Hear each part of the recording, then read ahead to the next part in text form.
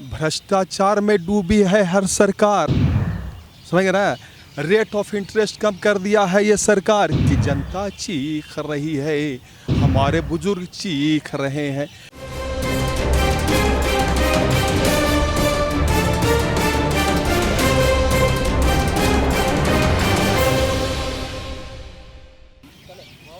नमस्कार, हेडलाइंस बिहार देख रहे हैं आप। मैं हूं आपके साथ प्रियांक सौरभ। पहले चरण का चुनाव 28 अक्टूबर को होना है, महज 15 दिन शेष है। ऐसे में बिहार में जनता क्या कुछ सोच रही है, तमाम क्षेत्रों में हम जा रहे हैं, तमाम लोगों की राय ले रहे हैं। इस वक्त हम राजधानी पटना के ऐतिहासिक गांधी मैदान में मौजूद हैं। हमारे पीछे आप देख सकते हैं काफ़ी संख्या में लोग हैं। शाम का वक्त है, लोग यहाँ पर घूमने आते हैं, क्या कुछ सोचते हैं बिहार के बारे में। सर, क्या लग रहा है इस बार विधानसभा चुनाव में क्या कुछ हालात हैं? सबसे पहले मेरा परिचय जान लीजिए। मेरा नाम अखौरी विनीत कुमार है और हम पेशे से अधिवक्ता हैं इनकम टैक्स का। तो मेरा ये कहना है कि बिहार इलेक्शन तो होगा ही, इसमें दो राय नहीं, लेकिन सबसे बड़ी जो अभी तक आपको कोई नहीं बताया होगा वो हम बताने जा रहे हैं। गाँवों में सब कुछ व्यवस्था हो लेकिन शहरीकरण नहीं हो। क्यों नहीं हो, इसके पीछे बड़ा लॉजिक है।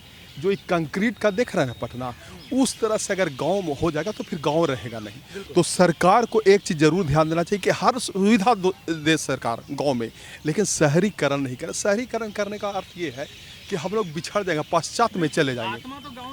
गाँव में ही बसता है, हम लोग 70-75% जो है से गाँव में है। और इस पर एक चीज़ और कहना है जो आपको कोई नहीं बताया होगा। बिहार सरकार जो भी इलेक्शन में जीते, लेकिन सरकार आपके चैनल के माध्यम से सरकार को एक चीज़ जरूर केंद्र सरकार को कहिए कि रेट ऑफ इंटरेस्ट जो है पोस्ट ऑफिस में, बैंक में बहुत कम कर दिया है। इससे क्या है, इस पर एक बनाया है कि भ्रष्टाचार में डूबी है हर सरकार। समझ रहे हैं? रेट ऑफ इंटरेस्ट कम कर दिया है ये सरकार कि जनता चीख रही है, हमारे बुजुर्ग चीख रहे हैं। कम से कम बैंक में 8.5% रेट ऑफ इंटरेस्ट होना चाहिए। आपको याद होगा, यहाँ पर सब लोग को याद होगा कि लाल किला से हमारे प्रधानमंत्री बोले थे कि हर बैंक में कम से कम 8% बुजुर्गों के लिए होगा, है ना। ये सबसे बड़ी बात है। आज वो जाएंगे कहाँ? आज 10,000 डिफेंस हो गया हम लोग को, समझ रहे हैं? हम भी रखे हुए हैं। तो ये चीज़ पर थोड़ा सा आपके माध्यम से और दूसरी बात, बेरोजगारी। मेरा 22 साल का लड़का है, तो हम चाहते हैं कि बेरोजगारी कम से कम यहाँ से दूर हो, बिहार से। और एक चीज़ और ध्यान दीजिएगा, जब लॉकडाउन शुरू हुआ था तो अभी एक मजदूर भाई गाना गा रहा था, वो चीज़ दोहराना नहीं चाहिए।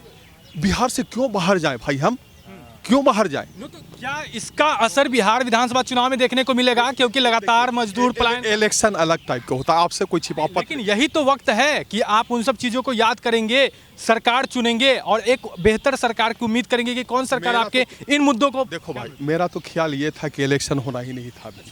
समझ रहा है? अभी तो इलेक्शन होना ही नहीं था, लेकिन अब तो हो रही है। लेकिन अब हो रही है। तो इसमें क्या किया जाए?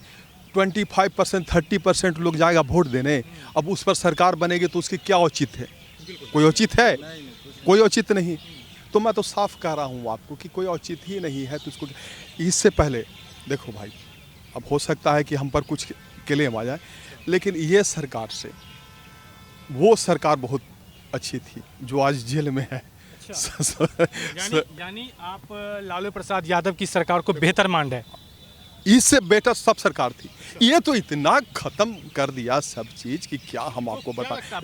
बदलाव क्या होगा इस? अच्छा, एक चीज और बताएंगे। मोदी सरकार जो चाइना और पाकिस्तान और इधर उधर से जो वार कर रहा है वो नहीं होना चाहिए। वो डेवलपमेंट में लगाओ, डेवलपमेंट में। वो लड़ाई से अगर हम बिहार की करें तो बिहार में क्या कुछ देखते हैं आप इस बार? बिहार में सिर्फ एक चीज हमें देखते हैं कि यहाँ भेड़ चाल है भैया। समझ गए ना? आप जैसे चलोगे वैसे लोग चलेगा। रोजगार तो खैर है ही नहीं, रोजगार तो यहाँ देने का काम करना ही पड़ेगा, नहीं तो फिर वही लॉकडाउन जैसा होगा। जाओ और ले जाओ, पैसा खर्च करो और कुछ हाथ में आने वाला नहीं। अच्छा, रोजगार की बात आप कर रहे हैं। तेजस्वी यादव ने कहा है 10 लाख रोजगार।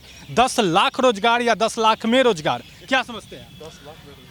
अब आपको क्या बताएं, हम यहाँ पे अगर हम या जितना भी हमारे नौजवान लोग हैं जो बाहर हम लोग कष्ट से जाते हैं या हमको बुरी नज़र से देखा जाता है, महाराष्ट्र, दिल्ली, बम्बई जहाँ भी जाते हैं, तो वो चीज़ हमारे बिहार में क्यों नहीं डेवलपमेंट हो रहा है कि हमको बाहर जाना पड़ रहा है। हमारे सरकार से यही उम्मीद है कि हमको अपना शहर और अपना गांव, अपना मिट्टी छोड़ के जाने का दिल नहीं है।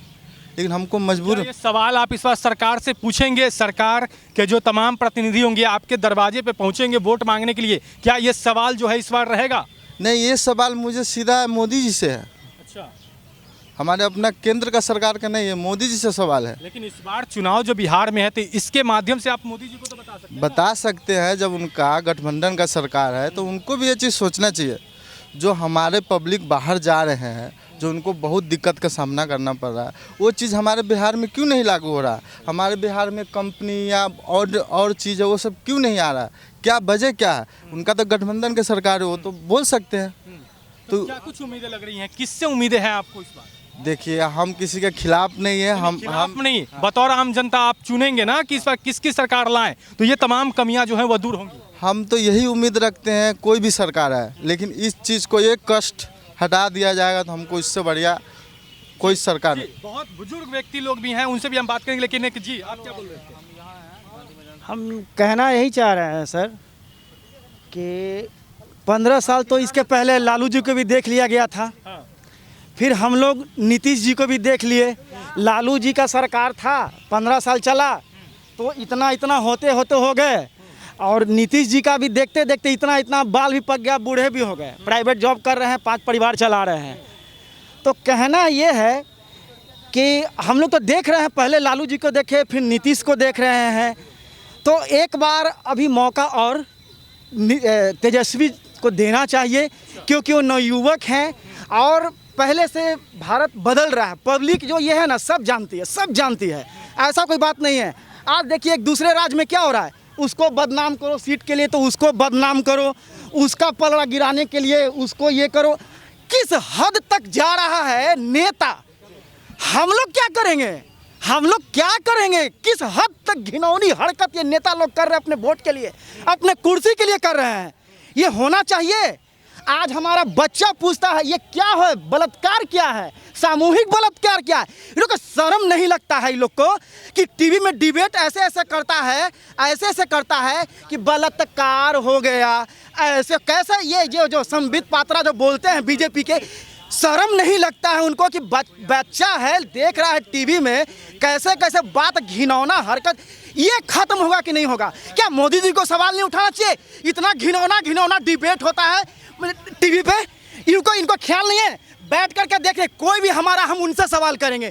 हमारा मुखिया जो भी देश का होगा, हमारा राज्य का होगा, हमारा घर का होगा, हम सवाल उससे करेंगे। बिहार में भी ऐसी कई घटनाएं हुई हैं, तो क्या ये जो मामला है बिहार में इस साल चुनाव में गूंजेगा? जो तमाम इस तरीके के हम तो यही जानते हैं कि अब पब्लिक को बुड़वक नहीं बना सकते हैं। नीतीश जी हो, लालू जी हो, मोदी जी हो, नहीं बना सकते हैं, अब नहीं बना सकते हैं, क्योंकि धीरे धीरे हम आपके सामने बोल रहे हैं ना, हम इस तरह से भीड़ लगा करके 10 लोगों के सामने बोलते हैं, अरे जागो जागो यार, कहाँ हो, इन लोग को वोट दोगे? आकर के ऐसे हाथ जोड़ता है, उसके बाद जाओगे सुनने तो सुनो क्या? अरे क्या हो रहा है देख रहे हैं ना देश में, बिहार में कहीं भी घर से निकलना मुश्किल हो गया है। बिहार में किस विधानसभा क्षेत्र से? हम दीघा पंचायत से हैं। हाँ, दीघा में भी जो हैं वह भी बीजेपी के ही विधायक संजीव चौरसिया हैं। क्या कुछ लग रहा है इस बार वहाँ उनके प्रति माहौल है या उनके खिलाफ में माहौल है? देखिए हम लोग तो अभी किसी के प्रति ये नहीं है, सबसे खफा हैं टोटल। हाँ, सबसे हम लोग खफा हैं, मगर आने वाले समय में किसी न किसी को तो गद्दी पर विश्वास करके बैठाएंगे ना भाई। पार्टी प्लूरल्स भी आई है जहां पे आप खड़े हैं, इसी विधानसभा क्षेत्र से पुष्पम प्रिया चौधरी भी चुनाव लड़ने जा रही है बांकीपुर से। तो क्या लगता है पुष्पम प्रिया कितना कमाल दिखा पाएगी इस बार? अब देखिए, तो अब कहने का मतलब है हम उनको जानते नहीं, अभी आ रहे हैं देखेंगे। सब लोग तो कहते हैं कि अच्छे हैं, मगर तक ही हैं, आप लोग नहीं जाने अभी तक उसको। मतलब देखिए, हर व्यक्ति किसी के बारे में तो जानता नहीं ना है, मगर हाल युवा हैं। पुष्पम प्रिया चौधरी को लेकर हम बात करेंगे, क्या कुछ कहते हैं? क्या आप पुष्पम प्रिया को जानते हैं?